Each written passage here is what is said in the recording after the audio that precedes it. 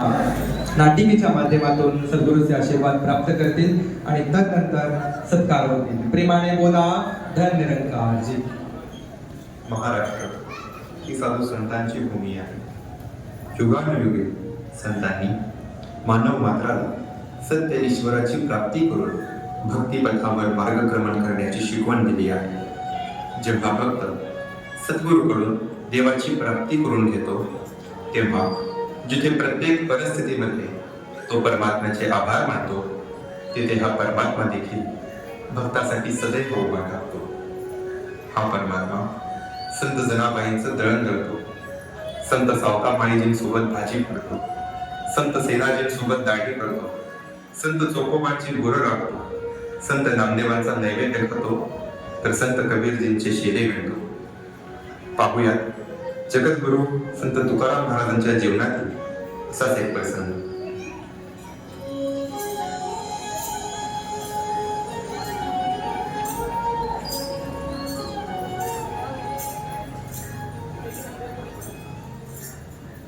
अरे तुका फक्त विठ्ठल विठ्ठल करत बसतोस की काही काम देखील करतो? अरे या विठ्ठलाच्या नादात तू स्वतःच तर हाल केलंय, पण बायका पोराचा सुद्धा लय हाल करतो बघ. बाबा रे, मी माझ्या आणि माझ्या परिवाराची आयुष्याची दर विठ्ठलाच्या हाती दिली आहे. मुंगीला कानाने आणि हत्तीला टणाने देण्याची ताकद माझ्या विठ्ठलामध्ये आहे.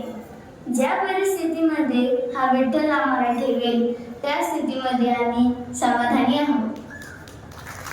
तुझ्या विठ्ठलाचा गुणगान गायला सुरू केलं होय. जाऊ दे, मी माझ्या कामाचं बोलतो. मी माझ्या कामानिमित्त बाहेर गावी चाललोय. दिवस माळाच्यात मी माघारी येईन, तोपर्यंत माझ्या शेतातल्या ज्वारीची राखण करणार का? मला लई चांगला पिकलाय बघ, कंसदाण्याने भरून गेले. सगळी पांडुरंगाची कृपा.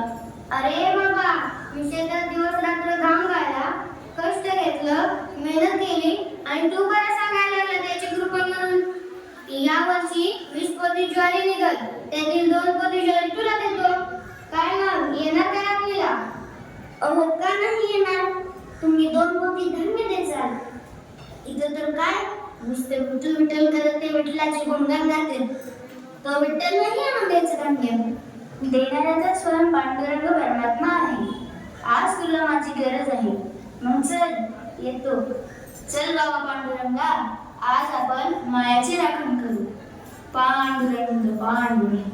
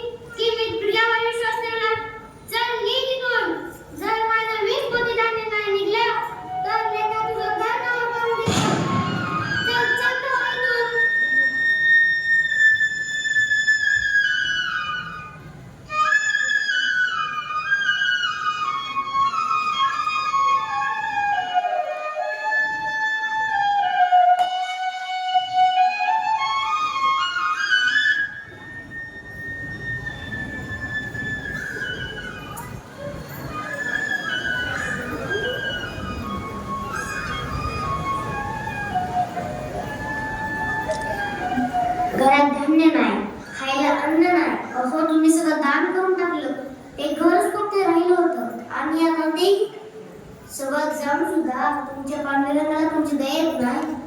अजून त्याचं समाधान झालं नाही. अगावी धन दौलत संपत्ती म्हणजे सुख मुळीच नाही. संतांचा संग मिळणं, या निराकाराच्या नामात दंग होणं आणि भक्तीच्या रंगात रंगून जाणं म्हणजे खरं सुख आहे. हा परमात्मा दया, करुणा आणि ममतेचा सागर आहे. ज्या पद्धतीने आई आपल्या लेकराला आपलं प्रेम देते, त्याच पद्धतीने हा विठ्ठल देखील आपल्यावर खूप प्रेम करतो. ज्या गोष्टी घडून गेल्या आणि ज्या घडणार आहेत त्या सर्वांमध्ये आपल्यासाठी कृपाच आहे. तू उगीच चिंता करू नकोस, सगळं काही ठीक होईल. पांडुरंग पांडुरंग. काही दिवसानंतर महाराज नकार झाला. महाराज कमाल झाली. मला माफ करा महाराज, माझ्याकडून खूप मोठी चूक झाली. महाराज मला माफ करा महाराज. अरे बाबा उठ उठ, काय झालं? महाराज या वेळेला 20 पोती धान्य निघणार होतं, पण गुराढोरांनी केलेले नासारीमुळं 2-4 पोती तरी धान्य निघत की नाही असं वाटत होतं. पण चमत्कार झाला महाराज. तुमच्यामुळं आणि तुमच्या भक्तीमुळं मला दुप्पट धान्य झाले. 40 पोती धान्य निघाले. मीच काय तर आपण मला क्षमा करा महाराज.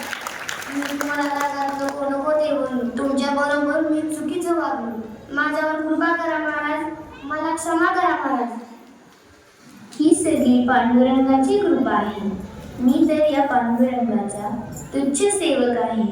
आभार मानायचे आहेत तर या पांडुरंगाचे मान. हा चमत्कार नाही, ही सगळी माझ्या विठ्ठलाची लीला आहे. कणाकणात, पानाफुलात आणि जनाजनात व्याप्त असा माझा पांडुरंग सर्वांचं भलं करतो.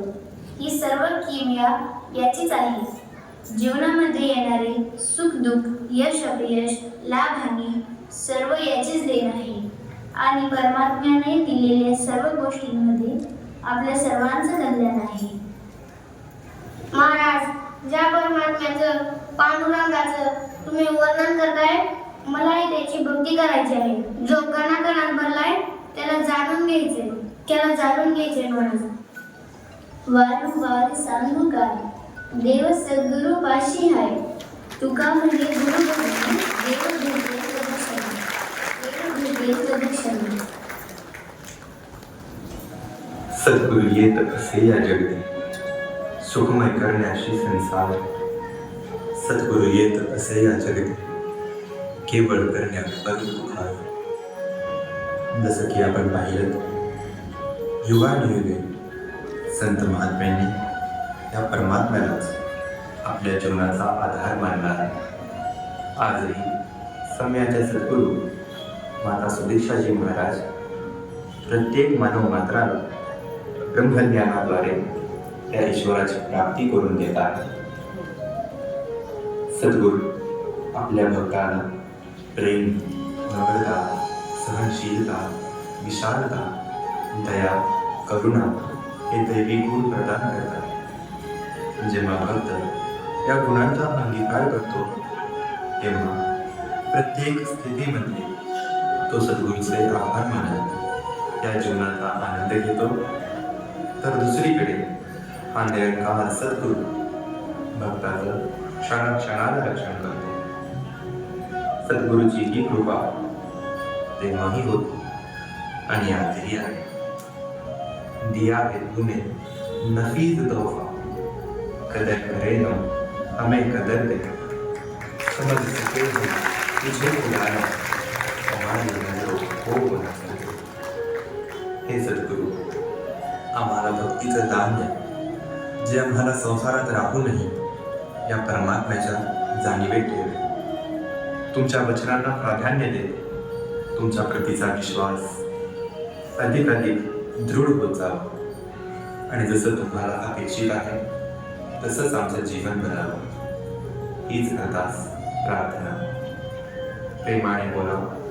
धन्यवाद.